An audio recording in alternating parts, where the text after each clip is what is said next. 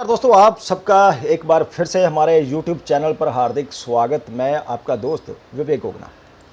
आज हम चर्चा करेंगे तुला राशि लग्न के जातकों के लिए नवंबर महीने के राशिफल की।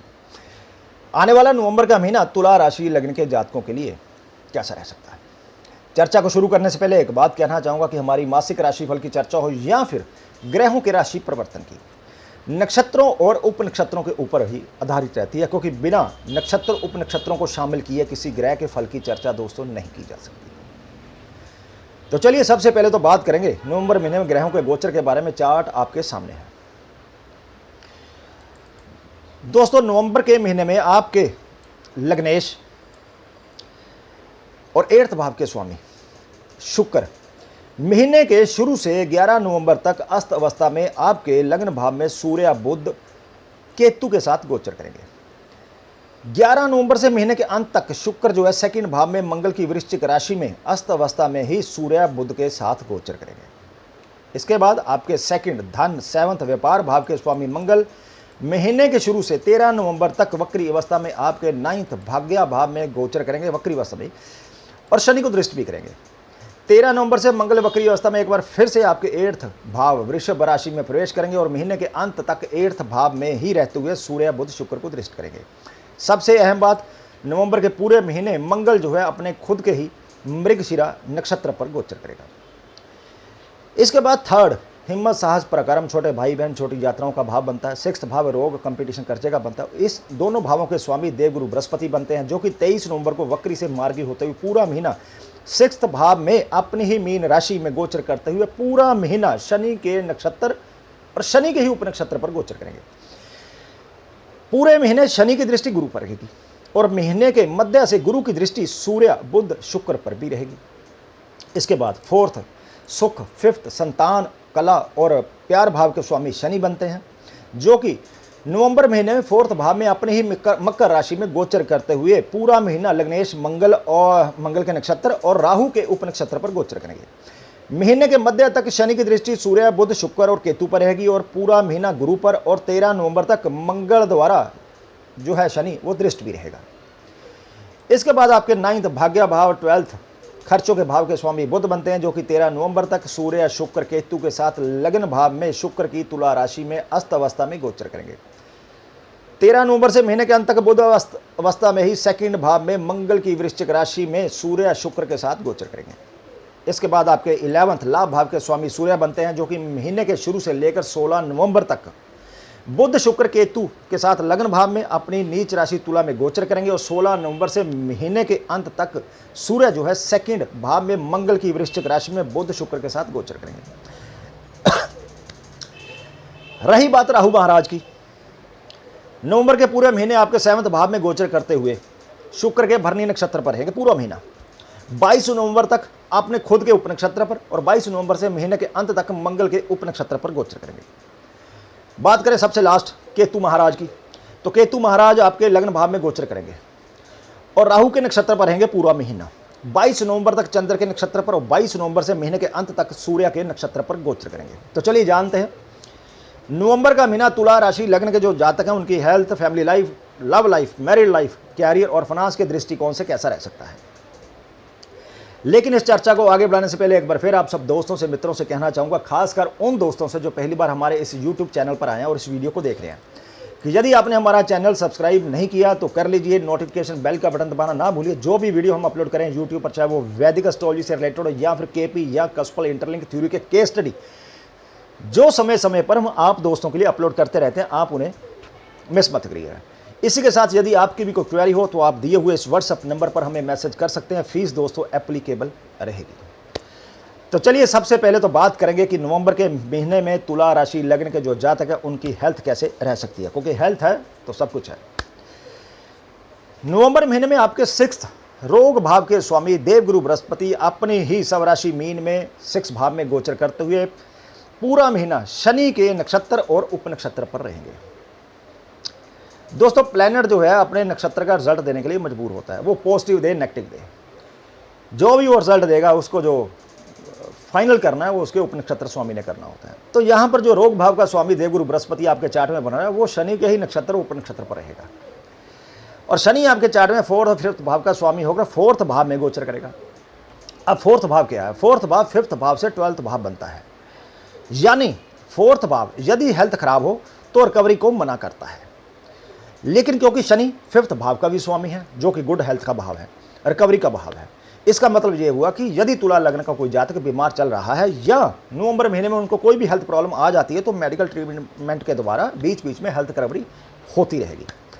लेकिन यदि हम लग्न में बैठे केतु पर थोड़ा सा ध्यान दें, नवंबर महीने में केतु लग्न भाव में गोचर करेगा और पूरा महीना राहु के नक्षत्र पर रहेगा। और राहु और केतु, एक बात नोट कीजिए कि ये जिसकी राशि में होते हैं, जिसके नक्षत्र पर होते हैं, या जो प्लैनेट इनके साथ ज्योति योग में हो, या जिसको जो प्लैनेट इनको एस्पेक्ट दे रहा हो, ये सभी का रिजल्ट देने के लिए मजबूर होते हैं। यहाँ अब केतु जो है राहु के नक्षत्र पर होगा और राहु मेष राशि मंगल की है उसमें गोचर करेगा और शुक्र के भरनी नक्षत्र पर गोचर करेगा। इसका मतलब ये हुआ कि ये इन दोनों का रिजल्ट देने के लिए मजबूर होगा। और सबसे बड़ी बात, 22 नवंबर से महीने के अंत तक केतु जो है सूर्य के उप नक्षत्र पर गोचर करेगा। अब समझिए इस बात को, राहु 7th भाव में गोचर करेगा जो कि मार्क भाव है, हेल्थ के लिए अच्छा भाव नहीं होता। अब क्योंकि राहु, जैसे मैंने कहा कि 7th भाव में मंगल की मेष राशि और शुक्र के नक्षत्र पर होने से इन दोनों का रिजल्ट देगा, तो इस समय दौरान मंगल वक्री अवस्था में 13 नवंबर को आपके 8th भाव वृषभ राशि में प्रवेश कर जाएगा और महीने के अंत तक 8th भाव में रहेगा जो कि चोट, एक्सीडेंट, सर्जरी का भाव होता है दोस्तों। और लग्नेश शुक्र इस समय दौरान 11 नवंबर से महीने के अंत तक 2nd भाव में गोचर करेगा जो कि मार्क भाव बनता है। और सबसे बड़ी बात, जैसे मैंने कहा, केतु का उपनक्षत्र सूर्य जो कि 11th भाव यानी कि बाधक भाव का स्वामी बनता है, वह भी इस समय दौरान 16 नवंबर से जो है महीने के अंत तक 2nd मार्क भाव में गोचर करेगा। ग्रहों की इस गोचरीय स्थिति का मतलब यह हुआ कि केतु लग्न भाव में बैठकर दोनों मार्क भावों से, बाधक भाव से, 8th भाव से संबंधित होने से और मंगल सूर्य का आपस में दृष्टि संबंध होने से इस दौरान किसी भी प्रकार की वाहन दुर्घटना के प्रति आपको सचेत रहना होगा या पैदल चलते हुए सड़क पर आपको सचेत रहना होगा। इसलिए वाहन जो है इस समय दौरान बड़ी सावधानी से चलाइएगा। और यदि तुला राशि लग्न के किसी जातक को पहले से कोई हेल्थ प्रॉब्लम चली आ रही है तो इस दौरान किसी भी प्रकार की सर्जरी होने की संभावना बन सकती है। इसलिए इस महीने अपनी हेल्थ को लेकर बिल्कुल भी लापरवाही दोस्तों ना बरतें। वैसे भी बात करें आपके लग्नेश की तो नवंबर के पूरे महीने में ये अस्त रहेगा, जिसकी वजह से आपको इस संबंधी नवंबर के महीने में जो समस्याओं का सामना, हेल्थ संबंधी समस्याओं का सामना करना पड़ सकता है।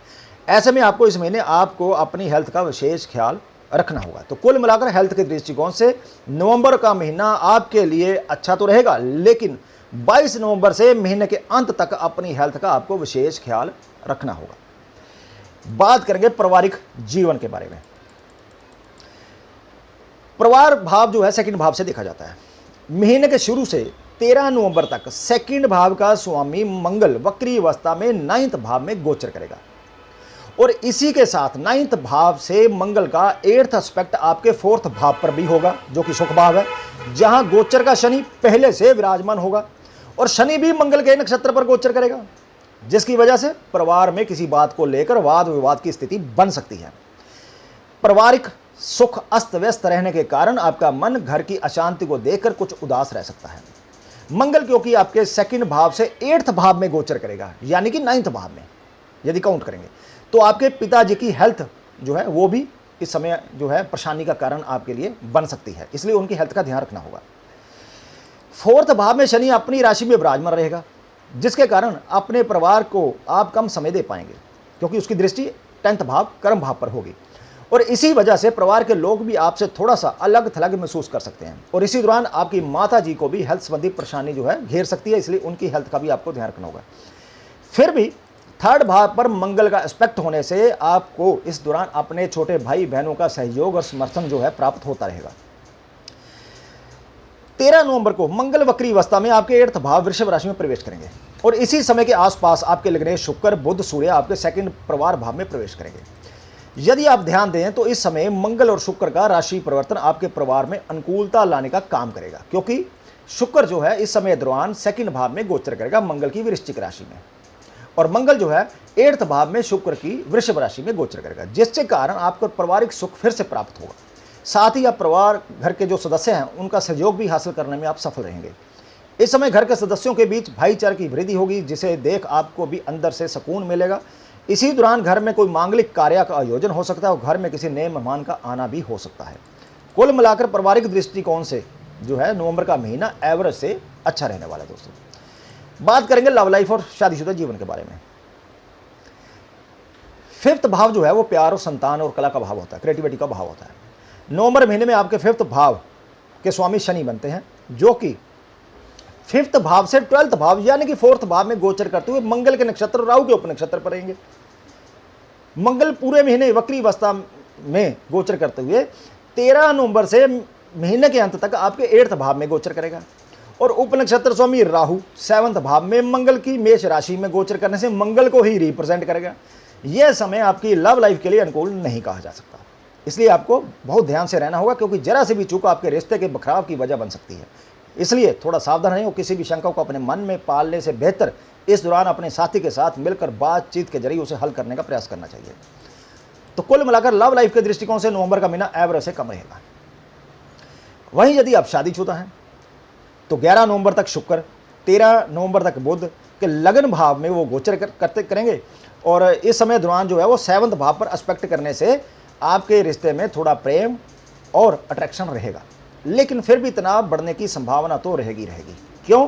क्योंकि आपके 7th भाव में राहु मंगल की मेष राशि में गोचर करते हुए पूरा महीना शुक्र के नक्षत्र 22 नवंबर तक खुद के उपनक्षत्र पर गोचर करेगा। 22 नवंबर से महीने के अंत तक मंगल के उपनक्षत्र पर, यानी कि राहु मंगल और शुक्र को रिप्रेजेंट करेगा। मंगल पूरा महीना वक्री रहते हुए 13 नवंबर को 8th भाव में प्रवेश कर जाएगा और 16 नवंबर तक सूर्य लग्न भाव में केतु के साथ और लग्नेश शुक्र पूरा महीना ही अस्त रहेगा। ग्रहों की जो ये गोचरीय स्थिति बन रही है उसकी वजह से आपके शादीशुदा जीवन में तनाव बढ़ने की संभावना बन सकती है। आप और आपके जीवन साथी की हेल्थ भी यहाँ पर प्रभावित हो सकती है। 13 नवंबर से महीने के अंत तक जब मंगल आपके 8th भाव में गोचर करेगा तब जीवन साथी से कहासुनी होने की संभावना बढ़ेगी, क्योंकि उनके व्यवहार में थोड़ा बदलाव आएगा। गुस्सा, क्रोध जो है उनमें देखने को मिलेगा और बातचीत जो भी वो करेंगे, बातचीत या शब्दों में ये सब चीज़ें झलकेंगी। उनकी जो बातें हैं थोड़ी कड़वी हो सकती हैं जो आपको पसंद ना आए, जिसके कारण आप और आपके जीवन साथी के बीच आपसी तालमेल में कमी देखने को मिलेगी। इसलिए अपने रिश्तों को बचाने के लिए इस दौरान आपको धैर्य से काम लेना होगा। और कुल मिलाकर यदि मैं कहूँ शादीशुदा जीवन के दृष्टिकोण से नवंबर का महीना तो एवरेज से कम रह सकता है। दोस्तों बात करेंगे आपके कैरियर की। नवंबर महीने में शनि आपके 4th भाव में गोचर करते हुए आपके 10th भाव को दृष्ट करेंगे, जिसके कारण आपके जो अपने काम काज आप करेंगे उनमें आप जमकर मेहनत करेंगे और आपकी मेहनत आपके काम में दिखाई भी देगी। ऐसा भी हो सकता है कि आपके काम को तवज्जो ना मिले, लेकिन इसका मतलब ये नहीं है कि आपके जो वरिष्ठ अधिकारी हैं आपके काम को नहीं पहचान पाएंगे, बल्कि वह समय आपसे और बढ़िया प्रदर्शन की उम्मीद करेंगे। इसलिए इस दौरान आप अपने काम को और बेहतर करने की कोशिश करें, जिससे आपको अच्छे परिणाम प्राप्त हो सके। दूसरी ओर ध्यान दें गुरु की तरफ, जो कि आपके 6th भाव में गोचर करते हुए 10th भाव को दृष्ट करेगा।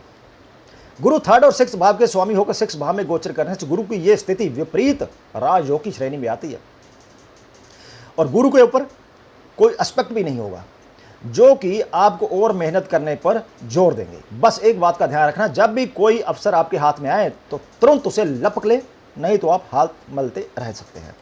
बात करें व्यापारी पेशा लोगों की तो महीने के मध्य तक सूर्य बुध शुक्र आपके लग्न भाव में बैठकर 7th भाव को एस्पेक्ट देंगे, जिसके कारण व्यापार में उथल पुथल तो मचेगी। इस दौरान आपको यह बिल्कुल नहीं भूलना चाहिए कि कामकाज के सिलसिले में जो भी कोई गलत रास्ता यदि आप अपनाएंगे तो कानूनन रूप से परेशानी आपको आगे जाकर फ्यूचर में उसकी उठानी पड़ सकती है। वैसे 7th भाव में राहु की मौजूदगी की वजह से आप नए नए तरीके लगाकर अपने व्यापार को आगे बढ़ाने में सफलता प्राप्त कर सकते हैं। महीने के मध्य में बुध शुक्र सूर्य के 2nd भाव धन भाव में प्रवेश करने से और 8th भाव से मंगल की दृष्टि 2nd और 11th भाव पर होने से इस दौरान व्यापार में लाभ के योग बनेंगे और आपके व्यापार में वृद्धि देखने को मिलेगी। तो कुल मिलाकर कैरियर के दृष्टिकोण से नवंबर का महीना आपके लिए एवरेज से काफी बेहतर सिद्ध हो सकता है। दोस्तों बात करेंगे आपके आर्थिक पक्ष की। महीने के मध्य तक आपके लग्नेश शुक्र, भाग्य भाव के स्वामी बुध, लाभ भाव के स्वामी सूर्य लगन भाव में युति बनाकर गोचर करेंगे, जो कि इस महीने आपकी अच्छी आर्थिक स्थिति की तरफ संकेत कर रहे हैं।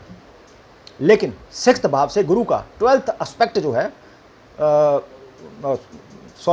7th एस्पेक्ट जो है वो 12th भाव पर जाएगा, जो कि खर्चों का भाव है।